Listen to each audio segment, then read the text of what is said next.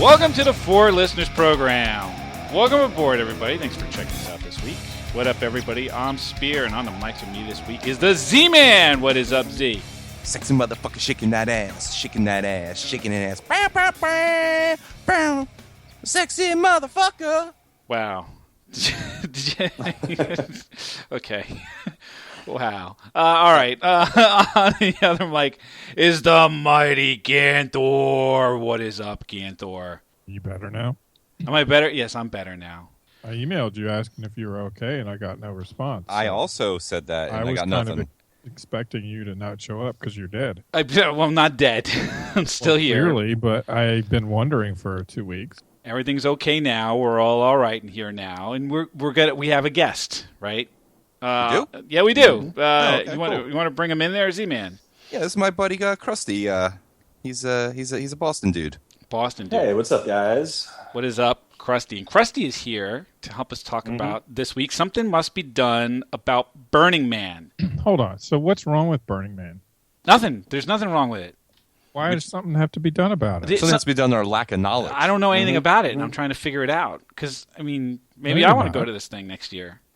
So it is my understanding, Krusty, that you are just returned from Burning Man. Yes, I've just returned from 9 days in the desert. 9 days in the desert. So now let me see if I understand a little bit about Burning Man here, because I'll admit I don't know a lot about Burning Man, and I think nor do I. And that's what something must be done about. I need to be educated because I hear things.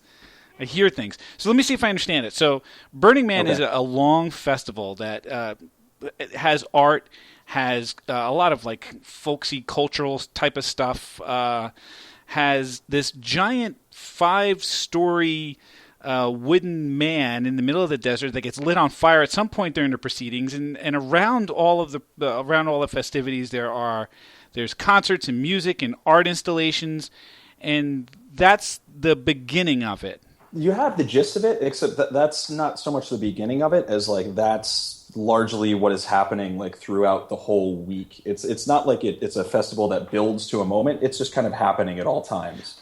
So this is a place that kind of builds itself up and tears itself down every year for the festival. It's not like a standing thing.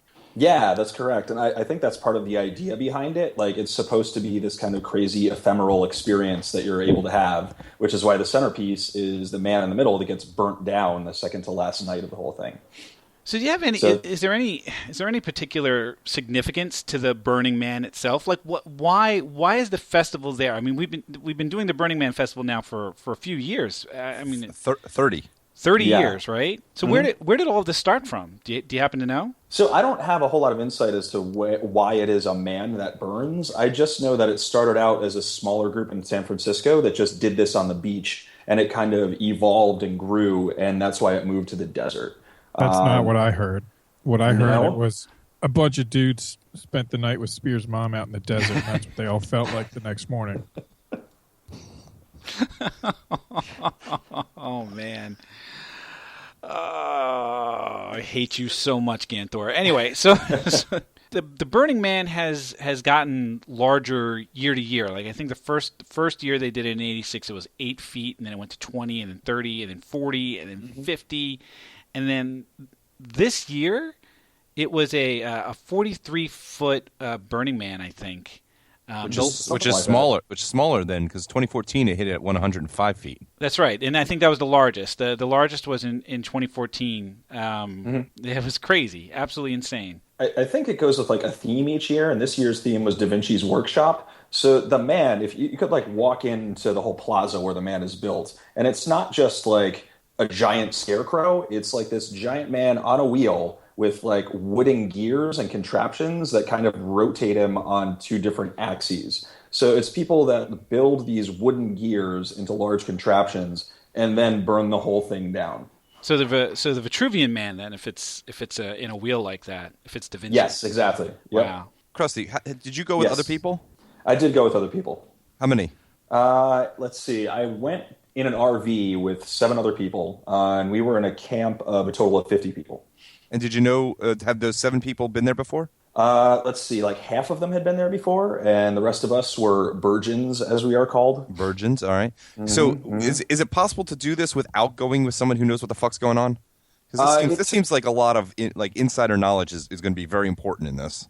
It totally is possible. Like you can get a ticket and then go out and camp on your own, but like you are responsible for bringing all your food, all your water, and all your shelter, and carrying out everything that you took. So if you're like a survival dude who can live in the desert on their own, you could totally do this like on the cheap on your own. But I went with a bunch of people in an RV because that seemed like a more reasonable way not to die. And that's part of the whole idea about the Burning Man thing, right? It's kind of this sustainable type of community where like you just go, you do what you need to do, you live off the land or you live off each other, and then you go away again. Is that kind of how it works? It's more about living off each other because nothing grows in that land, and like I said, you bring everything with you that you end up consuming.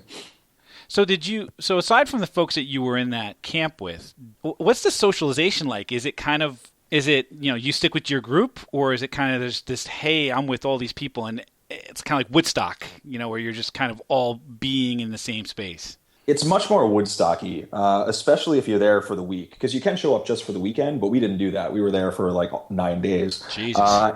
And the thing that you hear from a lot of people is that like everyone has a different Burning Man. Because there were several days, or in the afternoon, I just hopped on my bike and like rode around alone and found all sorts of cool things on my own that other people totally didn't even see, and vice versa as well. So you can stick with a group, but I think there's definitely something to be said for kicking out on your own and just like running into people and having those small weird interactions. Dude, do you have dolphins birthing in the background? No, that's a squeaky chair, but I can stop moving. I am a marine veterinarian. I neglected to mention that to you guys, and I got called in. My sea beeper went off, so I am now birthing a dolphin. Out of your cloaca? Where else would you birth it, Z? Sure. I'm pretty sure Burning Man's for drugs, and that you didn't do it right. I have heard rumors that drugs exist at Burning Man. Yeah, that's the story. Those are the stories I hear too, Ganthor. Right, the drugs and the dropping acid or the E or the mollies, right, so that your experience is enhanced. Yep. Mm-hmm.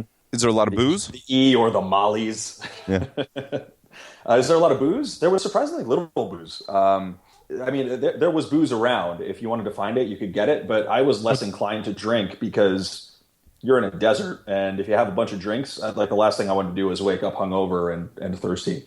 So what did you do there? So there's a whole village in addition to like the man and the desert out there. So I would just bike around and see different villages. I went to one where people were serving like snow cones for 2 hours a day, and you grab one of those. There's another place called Sharky's Bar where I settled up for a shot and some hot dogs. There were other places where you could, there was a big slide to go down at one point, and you just like go by those things. And I'm not really an shiny, distracted sort of person, but Burning Man is the best place to be that sort of person.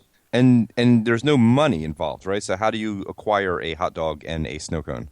They are gifted. They're gifted. Somebody just gives them out to you. Yeah. Like a lot of the camps that go to Burning Man will have a gift that they give to the people at Burning Man, or the playa, as it's colloquially known.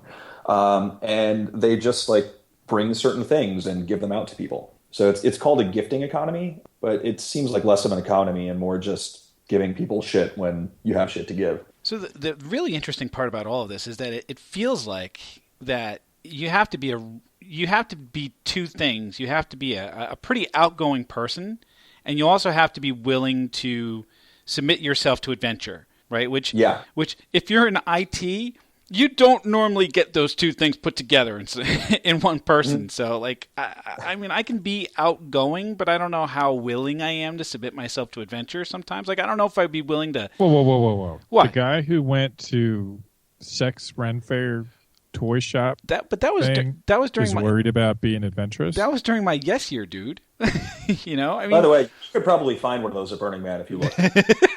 So, but I guess my point is, if you don't have a sense of adventure, you're basically just out in the desert with weird people. Yes, exactly. Unless you embrace it. And I personally, I'm not an IT, but I'm a web developer. And I tend to be a dude that plans things. So for the first 2 days at Burning Man, I was looking at this book that they give you of like things to do during the day. And I was like, I'm going to pick things out and I'm going to go to them every day. But by the third day, I was like, fuck it. I'm just going to wander around and see what happens.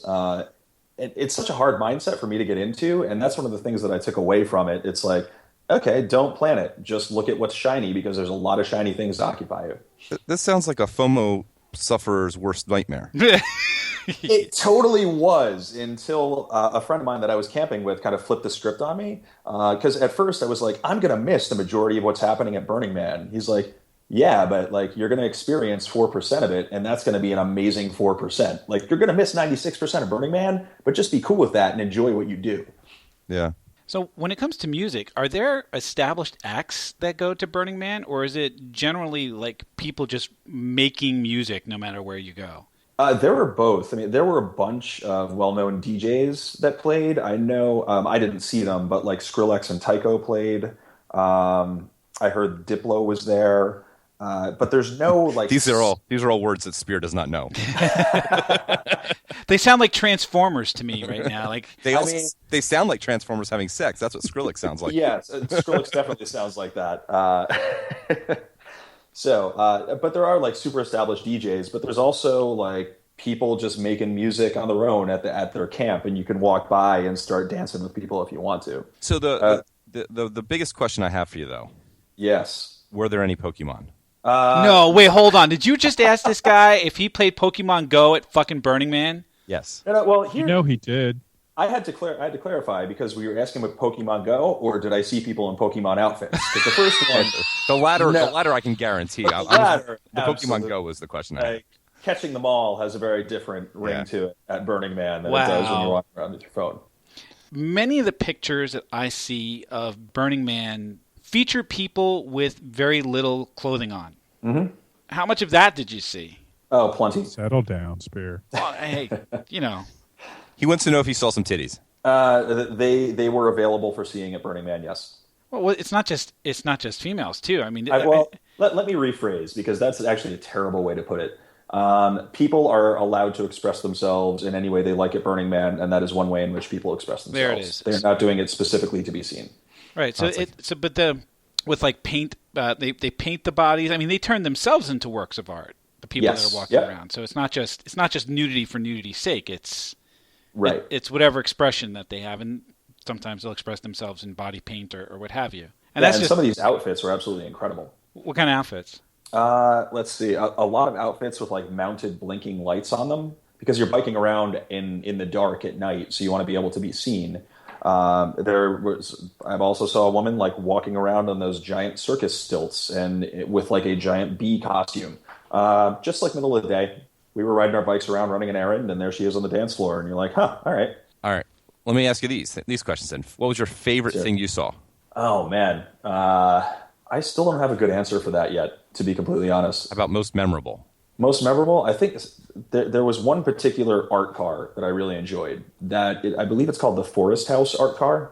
And there are these big, like, jaggedy trees, like, mounted all around this thing. And it's 2 stories tall, like 2 stories of dance floor on this giant car. And they lit up in all different colors and patterns, like, in time to the music. So this would, like, ride out into the playa and park, and people would, like, ride their bikes out, surround it, and just start dancing. That's awesome. Mm-hmm. What was the most frightening thing you saw? Oh, good question. Frightening thing. Something that made you question life itself. Or your masculinity. I don't know that I have a ton of that to question. Anyway, nothing comes to mind right now. I will dig something up by the end of the show for sure. Right now, the memories are repressed. Yeah, they're very repressed. Still trying to the pain is still too near. How about the most dangerous thing? Most dangerous thing? Where you're like, holy shit, I can't believe that guy's not dead yet. You guys are familiar with the movie Mad Max Beyond Thunderdome, right? Yep. Absolutely. And there are 2 guys inside that dome on like big bungee cords that are fighting each other with chainsaws or whatnot. And people are hanging off of the dome, like cheering them on, right? Right. Yep. That exists at Burning Man, minus the dangerous weapons. There's a whole constructed dome with bars that has Thunderdome, like a billboard spinning at the top, all lit up. And there are two people in there on bungee cords attacking each other with foam bats, and people are hanging off of the entire structure just watching the whole thing. You know what this all sounds like? Did you guys ever see the movie Pinocchio, the Disney movie Pinocchio? Mm-hmm. This all sounds like the island that they send all the little boys to turn into donkeys. It's just like one of those things where it's like it's an enormous playground and you can do whatever in the hell you want. You want to be in a Thunderdome? Go ahead. You want to listen to music? Go ahead. You want to consume mass amounts of hallucinogens? Enjoy. You want to wander around naked with blinky lights taped to your body? Knock yourself out. I mean, it just sounds like that. It just sounds like this place where anything goes, and hopefully you don't, completely burn yourself out by the time the festival is over. Physically and mentally. Right. And to add to that, though, like other parts of the experience are these pieces of art that are scattered around the desert. There was what looked like a giant robot that had crash landed from space, and there was like a puzzle to solve around it written in this alien language where there's a key that gives you the first clue, and you kind of have to move around the robot to try and solve it. There was also a giant crossword puzzle that was wrapped around a column that probably, if you stretched it out, was like 100 feet long. And people were just like going up to that and solving like different parts of it throughout the whole week. So like you can also just go on an art tour if you want to. Can you give me an example of like a typical Burning Man thing? Like something that only exists at Burning Man? One thing about Burning Man is that the majority of people get around on bikes. Like there are the art cars that we've talked about that you can hop, but you don't know where they're going. You can walk, but the playa is pretty damn big. So having a bike is basically a necessity there. And because there are so many people with bikes, when everyone shows up at the same spot and parks their bike, if you don't remember where it is, it can be very easy to lose it. There was one point where I was out in the desert watching a sculpture burn, a sculpture of orca whales, and there were a ton of people there. And early on, I parked my bike. I said, this is a giant pirate ship that is lit up like crazy and playing house music. I'm going to park my bike here because I'm not going to forget that it's near the giant pirate ship. So I go to the burn. I watch it. It's really cool. I kind of wander off to see something else. I come back to the burn looking to get my bike, and I look for the pirate ship, and it has driven away. Whoops. So now there are hundreds and hundreds of bikes, and I don't remember where the pirate ship was. So I'm stuck like wandering through these rows of bikes with my headlamp at night trying to find my bike. I eventually run into two other people who had just found their bikes in the same situation. And then I went ahead to ask them, like, do you remember where the pirate ship was? And they said, no, I think it was over there, though, and we're going to help you find your bike. So we then walked around for 15 minutes, and the three of us found my bike. So that's pretty cool. I mean, do you find that generally the people at Burning Man are cool, or did you run into a few assholes here and there? It was really rare to run into an asshole at Burning Man, because I think people bring the attitude of just being open and more kind, which was difficult to process at first, but eventually became really nice. Because I mean, living in Boston, when I'm walking around the city to work, like I'm just in my own head doing my own thing. When somebody says hi, I kind of look at them weird just because I'm trying to get where I need to go. But at Burning Man, you greet people with hugs and people help each other out, and it's this weird place to be in that took me a couple days to adjust to. But generally, people there are pretty awesome. Yeah, I had a hard time adjusting to that too. I mean, I live in the Philadelphia area, and I grew up in New York, so yeah. that kind of behavior doesn't come naturally to me. You know what I mean? Mm-hmm. So I assume that the concern of people stealing your shit is zero, right? That's what I was told when I went in, but I was skeptical. But at this point, I have to kind of say, yeah. Like I never locked up my bike, and it was always where I left it, even if I didn't remember where I left it. And I actually dropped my camera like way deep out in the desert at one point. And when I got back to my camp, realized I had lost it, and somebody turned it into the lost and found, and I got it back 3 days later. That's awesome. Yeah. Did you? No one showed weird pictures on it either. Really? No one even put a dick pic on there? Not a one. Huh. That's ridiculous. No, That is now ridiculous. you're lying. Yeah. I was this just a is all little bullshit, disappointed, dude. right? Yeah. Just making this up. Yeah, I was with you. Right, I was with you with the bike not getting stolen. I was with you with the camera getting back to the lost and found. But with no dick pics, that's bullshit. I'm calling you out. Not a one. You must have been picked up by a nun. A nun or somebody with a vagina, because there really is no vagina pics. Nobody takes vagina pics. I take vagina pics. I tried to. I'm an amateur vagina picture taker. Do you have a card? I'm trying to go pro. That sounds awesome. Ganthor, would you go to Burning Man? Would you do this? No, I wouldn't. How about 20 years ago? Nope. 20 years ago, you wouldn't do it? No, just not interested. Because all I'm doing right now is figuring out whether or not I can go to Burning Man at some point. Like, Dude, I want to go with you. I want to do it. That's what I'm thinking. Yeah, you absolutely could. That's what I'm thinking. Like, have I aged myself out of Burning Man? Am I? No. That was one thing I was worried about until a couple of years ago when a couple of people started encouraging me to go. And I was kind of like, I'm not in my 20s anymore. I shouldn't do it. But you get there and realize that there are people of all ages, and you can kind of make it whatever you want it to be. So just because you're a little older, like you guys, doesn't disqualify you from going to Burning Man. You probably have a great time. I mean, Let's do it next year. You're up for this? Let's do it. I'm in for this. How do I buy tickets? BurningMan.com or .org. Maybe both of them. But you can't just get the tickets, right? You have to have all of your arrangements. It can't just be the tickets. You have to have your camp or your group that you're associated with, and you have to go do that. Otherwise, it's just me and Z in a tent in the desert, and that I will not do. I'll bet he's cuddly. I'm very cuddly. Oh, is that what you're afraid of, Spear? That's exactly what I'm afraid of, buddy. All right, so what did we learn? What did we learn about Burning Man, Z-Man? It's awesome. Sounds pretty awesome. Ganthor, It is pretty awesome. Ganthor, what'd you learn? I don't know that I learned anything because I think all this stuff is fake. You think he's making all this shit up? I think he's made it all up. You think I built a website, various Facebook groups, you think all this to get on the 4 Listeners program. this is right? Well, we Krusty- don't do any homework, so I'm it's not like it's a successful high plane bar. birther. I don't need fake. Krusty is part of the Illuminati. That's what it is. That's what it is. I'm Beyonce. Krusty, what did you learn? What did I learn? What did you learn? I learned that I always knew that Z was adventurous and just into trying out new things, but I honestly did not think he would be like instantly in for Burning Man. There you go. So I learned to respect Z's sense of adventure a bit more. And to call me next time. Mm-hmm. I learned that Z and I are going to plan a trip to Burning Man. That's what I learned. That's what I learned. I'm in, buddy. Let's do this. And I'm thinking we're going to have to kidnap Ganthor. Ganthor's going to have to get chucked into the back of the RV. Now, you know what I think we do? I think we strap Ganthor to the front of the RV like a hood ornament. Or like the dude from Mad Max. Like right, and he's got to be on the front of the RV playing the the guitar with the flames. Yeah. Oh wow! Wait, why that dude? Why can't I be the cool dude? Because you're a fucking ginger. The other dude was an albino. Who cares? You got the fire connection, man. Mediocre. Oh my God! All right, so if you want to go to Burning Man with me, Z, and Ganthor, why don't you go ahead and let us know.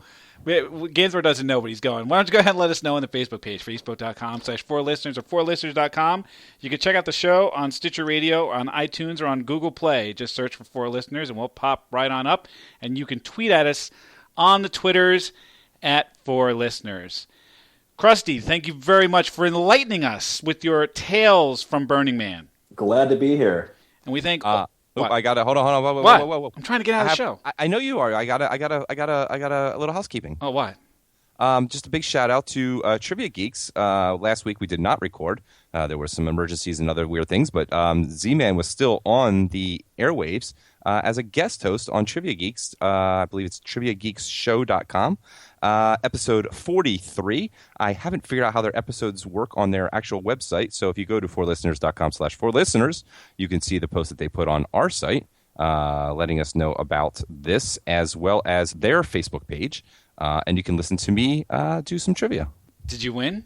Listen and find out. Oh, my goodness. Oh, You cock tease. You fucker. Well, check them out, and we thank you for checking us out this week, and we hope that you will check us out again next week. Thanks a bunch, everybody. You sexy motherfucker.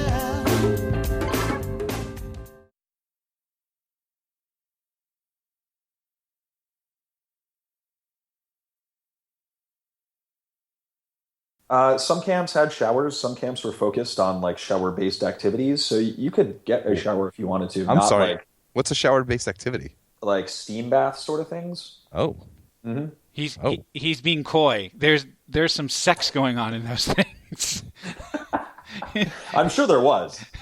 Can you get what's that thing where they beat you with the palm leaves in the saunas? What?